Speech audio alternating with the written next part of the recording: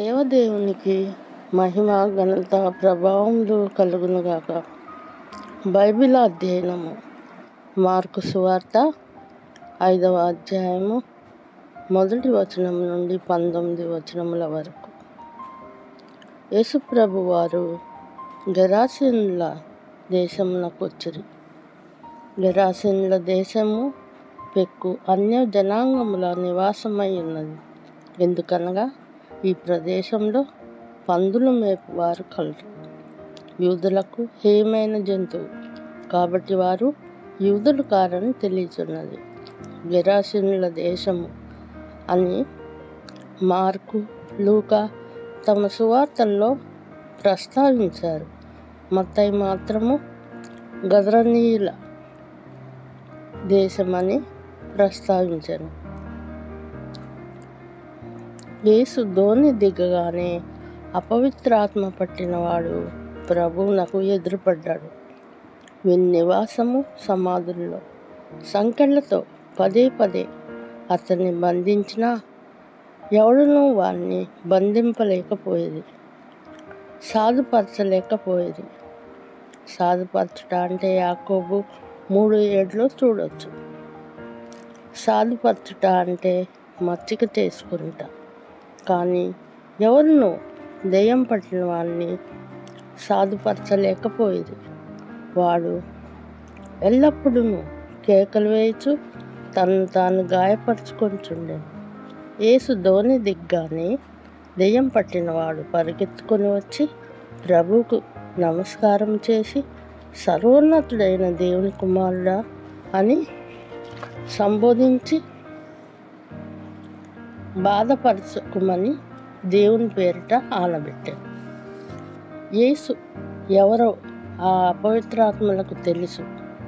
ఆ దయ్యాలు ఆ వ్యక్తిని బాధపెడుతూ తమను మాత్రము బాధపరచకూడదని ప్రభువును వేడుకుంటున్నాయి.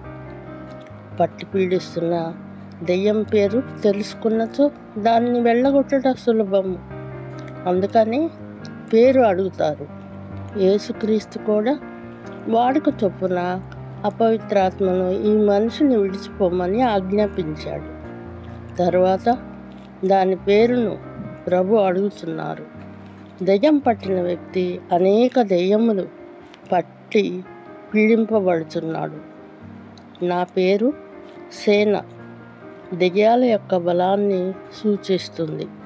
సేన అనగా రోమియుల సైన్యంలో సుమారు 6,000 మంది సైనికులు ఉండేవారు. సేన అని పేరు అధిక సంఖ్యను సూచిస్తుంది. ఏలయనగా మేము అనేకులము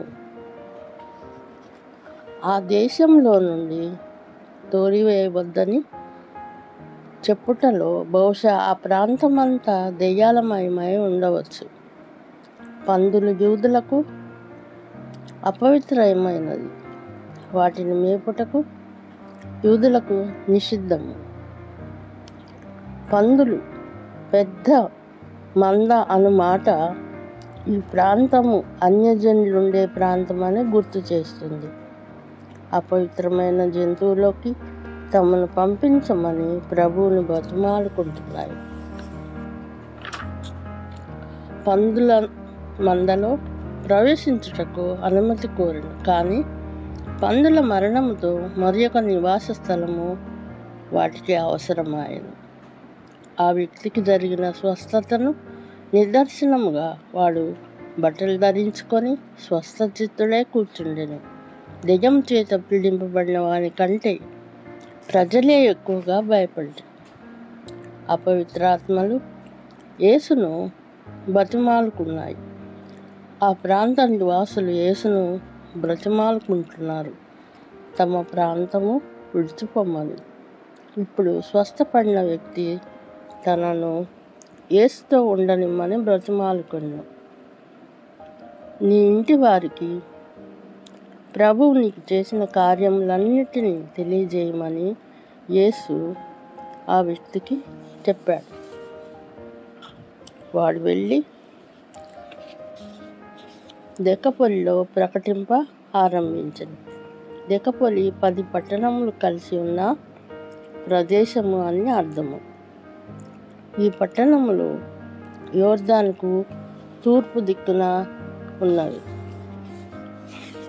దెయ్యం పట్టిన వ్యక్తి బాగుపడిన తర్వాత ప్రభువును వెంబడించుటకు సిద్ధపడ్డాడు. యేసు తనకు చేసిన కార్యమును బట్టి డెకపొలిలో ప్రకటించాడు. ఇది విన్న వారందరూ ఆశ్చర్యపడి ప్రభువును మహిమపరిచారు. అతడు తిరిగి పంపుట యందు గల ఉద్దేశము అన్యులకు సాక్షిగా ఉండవలసి ఉన్నది. ఆమేన్. ప్రార్థించుకుందామా. కృపా కనికరం గల దేవా, మా పరలోకపు తండ్రి, చెప్పబడిన వాక్యాన్ని నా ప్రభ వింటున్న ప్రతి బిడ్డ జీవితంలో 30 అంతలుగా 60 అంతలుగా 100 అంతలుగా ఫలింపును అనుగ్రహించమని, వారి జీవితాల్లో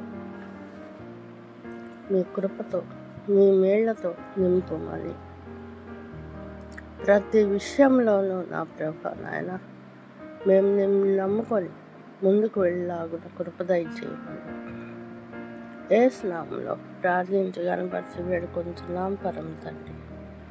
ఆమేన్, ఆమేన్, ఆమేన్.